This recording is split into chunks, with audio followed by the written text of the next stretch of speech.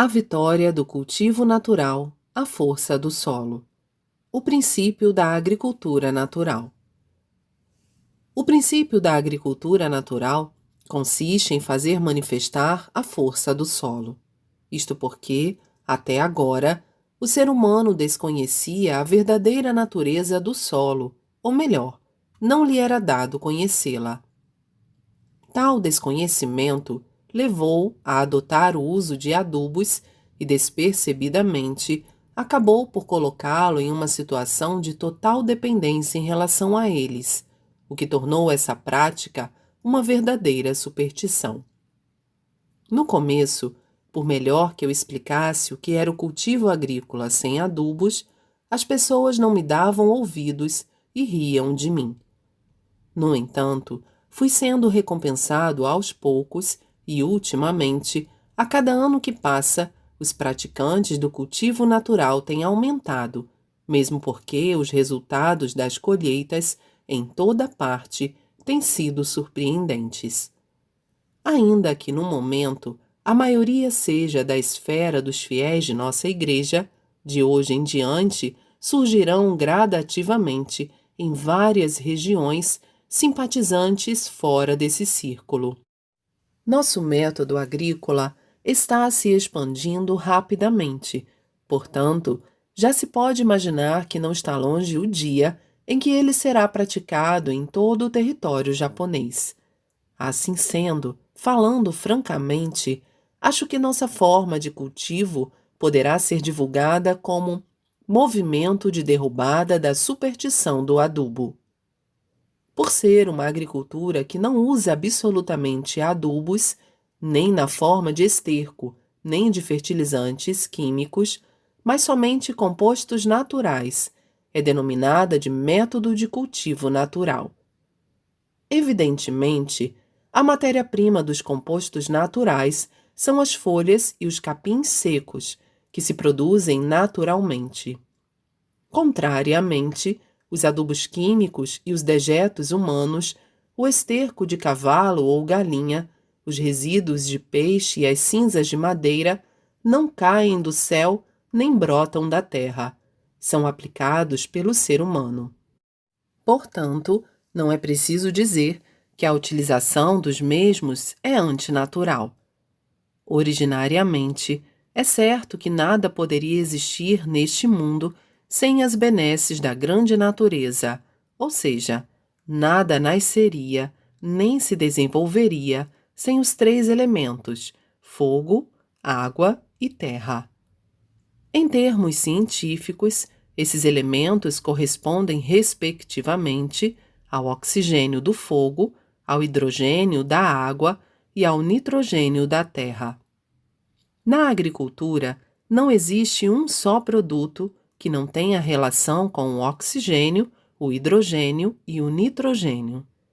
Assim, Deus fez com que os cereais e as hortaliças, que constituem os alimentos para a sobrevivência do ser humano, possam ser produzidos na quantidade exata de sua necessidade. Analisando a lógica que se segue, será possível compreender isso perfeitamente. Seria um absurdo se Deus criasse o ser humano e não providenciasse os alimentos que lhe possibilitariam a vida. Logo, o fato de um determinado país não conseguir produzir os alimentos necessários à sua população é porque, em algum ponto, ele não está de acordo com as leis da natureza criadas por Deus. Assim sendo, enquanto não se atentar para isso, não será possível sequer imaginar a solução para o problema da escassez de alimentos.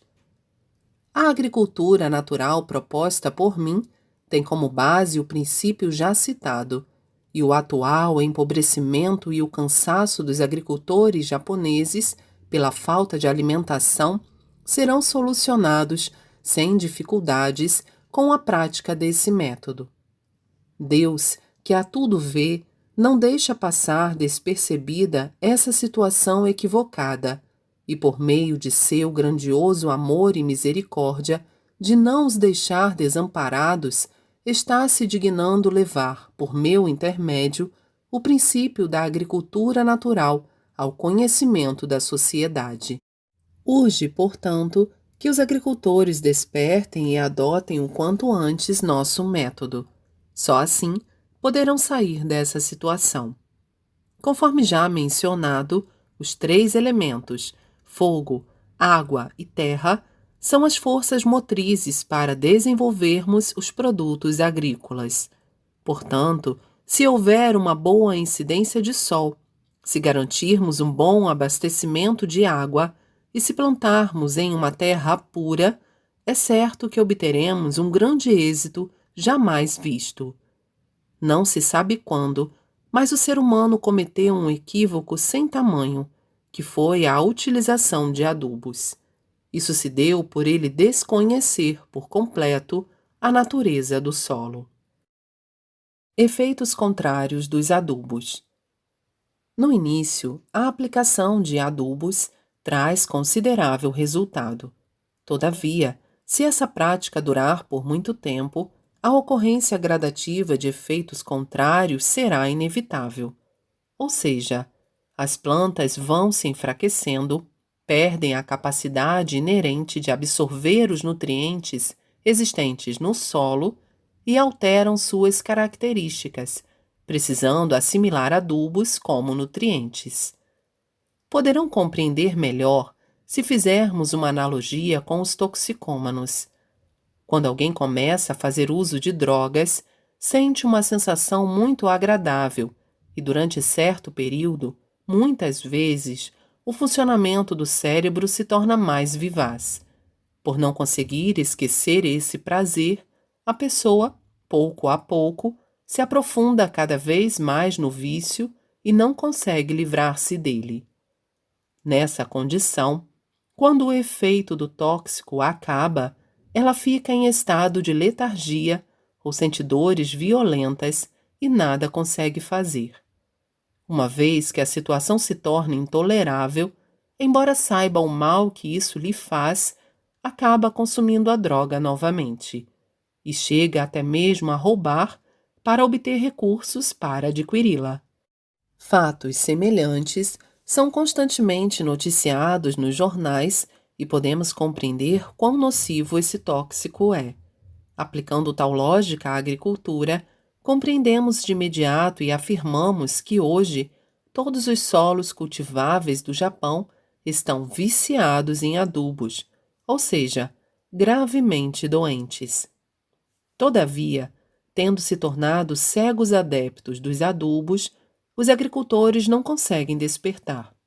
Ocasionalmente, ao ouvirem minhas explicações, eles resolvem suspender o uso de adubos artificiais e iniciar o cultivo natural. No entanto, como nos primeiros meses os resultados são insatisfatórios, concluem precipitadamente que o certo mesmo é usar os adubos e, desistindo da mudança, voltam à prática anterior. Já que nosso método de cultivo está alicerçado na fé, as pessoas o praticam sem duvidar de nada do que eu digo. Assim procedendo, elas chegam a compreender facilmente o verdadeiro valor da agricultura natural. Descreverei a sequência dos fatos que ocorrem com a mudança para a agricultura natural. No caso do arroz, ao se transplantarem as mudas para o arrozal, durante algum tempo, a coloração das folhas não é satisfatória e os talos permanecem finos e, no geral, o pé de arroz apresenta-se visivelmente bem inferior ao dos demais arrozais convencionais. Isso dá ensejo à zombaria por parte dos agricultores vizinhos, o que leva o produtor iniciante da nossa agricultura a vacilar, questionando se está no caminho certo. Cheio de preocupação e aflição, ele começa a orar a Deus. Passados 2 ou 3 meses, os pés de arroz começam a se tornar mais viçosos e, na época do florescimento, pode ser observada uma ampla recuperação, o que traz um grande alívio para o agricultor.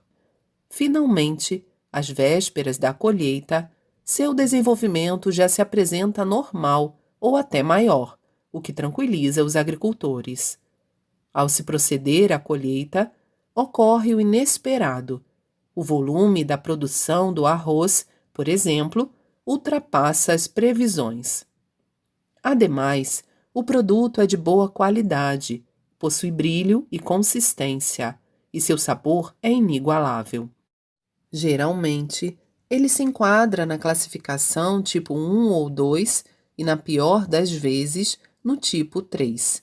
Seu peso é também maior em uma proporção de 5 a 10% acima do peso do arroz cultivado com adubos. E o mais interessante é que, devido à sua consistência, o rendimento não se reduz com o cozimento.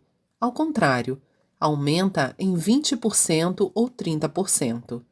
Assim, mesmo que a ingestão de arroz seja 30% a menos, a pessoa se sente plenamente satisfeita. Logo, até do ponto de vista econômico, é vantajoso. Logo, se todos os japoneses comessem o arroz da agricultura natural, o resultado seria equivalente ao que se obteria com um incremento de produção de 30%. Mesmo mantendo a quantidade de produção atual, a importação de arroz se tornaria desnecessária, o que seria maravilhoso para a economia nacional. Superstição do adubo. Esclarecendo melhor o assunto, o fato de as plantas parecerem fracas durante 2 ou 3 meses se deve à presença de toxicidade dos adubos, tanto no solo quanto nas sementes. Com o passar dos dias, essa toxicidade vai sendo eliminada e o solo e a plantação tendem a melhorar, restabelecendo-se a capacidade original de ambos. Acho que esta teoria é perfeitamente compreensível para os agricultores, pois eles sabem que após o acréscimo de água do campo do arrozal ou uma chuva forte, mesmo nos arrozais alagados em estado já degradado, sobrevêm certas melhoras. Isso ocorre porque o excesso de toxicidade dos adubos foi lavado e reduzido. Quando o desenvolvimento das plantas não é bom, os agricultores costumam repor terras de outras localidades ao solo, e com isso se observa uma ligeira melhora. Os agricultores acham que com as sucessivas e contínuas plantações, o solo foi se tornando pobre devido à absorção de seus nutrientes pelas plantas. Por esse motivo, a melhora sobrevém com a reposição de novas terras. Todavia, isso é um equívoco, pois o solo se enfraqueceu e tornou-se pobre em decorrência da toxicidade dos adubos utilizados ano após ano. Por intermédio dessa interpretação, podemos perceber facilmente o quanto os agricultores estão influenciados pela superstição do adubo. Os efeitos do uso de compostos orgânicos. Vou explicar a aplicação de materiais orgânicos naturais. Em se tratando do cultivo de arroz, corta-se a planta do arroz em pedaços bem pequenos, os quais devem ser bem incorporados ao solo para aquecê-lo. No caso de outras culturas, em canteiros de terra, deve-se proceder à decomposição das folhas e do capim secos e misturá-los bem à terra. A razão disso é para evitar o endurecimento do solo, pois neste caso, as raízes das plantas têm dificuldade para se desenvolver. A respeito disso, atualmente, dizem que é bom fazer o ar chegar às raízes, mas isso não é verdade, pois não há nenhuma razão para isso ser benéfico. Se o ar consegue chegar às raízes, é pelo simples fato de que o solo não está compactado. Trata-se de uma interpretação equivocada dos agrônomos a respeito disso. Assim sendo, no caso de cultivos cujas raízes não se aprofundam muito no solo, basta misturar a terra compostos de capim. Com relação aos produtos de raízes mais profundas, deve-se preparar um leito com compostos de folhas de árvores a uma profundidade de mais ou menos 30 centímetros, o qual servirá para aquecer a terra. Tratando-se da espessura do leito para as plantas de raízes profundas, pelo fato de existirem vários tipos de raízes, ele deve ter a espessura que seja de acordo com cada cultura. Geralmente, as pessoas pensam que existem elementos fertilizantes nos compostos naturais, mas isso não é verdade. Sua função é aquecer o solo, bem como não o deixar endurecer. No caso de ocorrer ressecamento do solo junto às raízes, é preciso forrar essa parte com uma quantidade considerável de compostos orgânicos, pois esse procedimento faz manter a umidade do solo. São esses, efetivamente, os 3 benefícios eficazes dos compostos naturais. Como puderam compreender pelo que foi exposto, a base da agricultura natural consiste em vivificar o solo, o que significa conservá-lo sempre puro, não utilizando impurezas como os adubos artificiais. Dessa forma, não encontrando nenhum empecilho, o solo poderá manifestar suas propriedades integralmente. Além disso, é estranho o fato de os agricultores afirmarem: vamos deixar o solo descansar, o que também vem a ser um erro. Quanto mais se cultiva, melhor o solo se torna. Em termos humanos, quanto mais se trabalha, mais saudável se fica. Quanto mais se descansa, menos saudável. A respeito disso, os agricultores interpretam de forma oposta, acreditando que quanto mais se realizam os cultivos de forma sucessiva, mais fraco o solo vai ficando, em virtude do maior consumo dos seus nutrientes pelas plantas, e assim procuram beneficiá-lo, fazendo-o repousar. Isto tudo está completamente errado. Devido aos equívocos, os agricultores acham que a cultura repetitiva é danosa e mudam a área de plantio todos os anos, o que, lamentavelmente, é uma ignorância e está fora de cogitação. Cultura repetitiva, colheita farta. Assim, em nosso método de cultivo, consideramos a cultura repetitiva uma prática benéfica.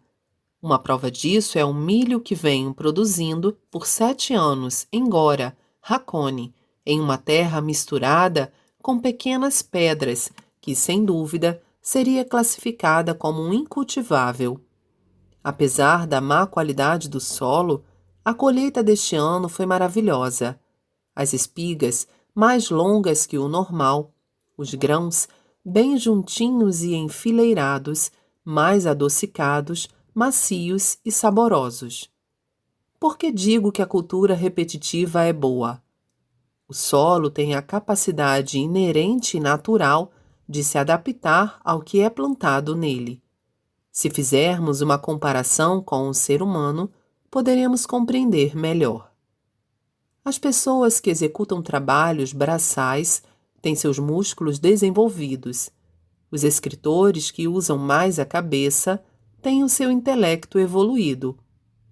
Por essa mesma razão, quem muda constantemente de profissão ou de localização não obtém sucesso, o que nos leva a concluir o quanto os agricultores estiveram errados até hoje. As boas novas para a sericultura.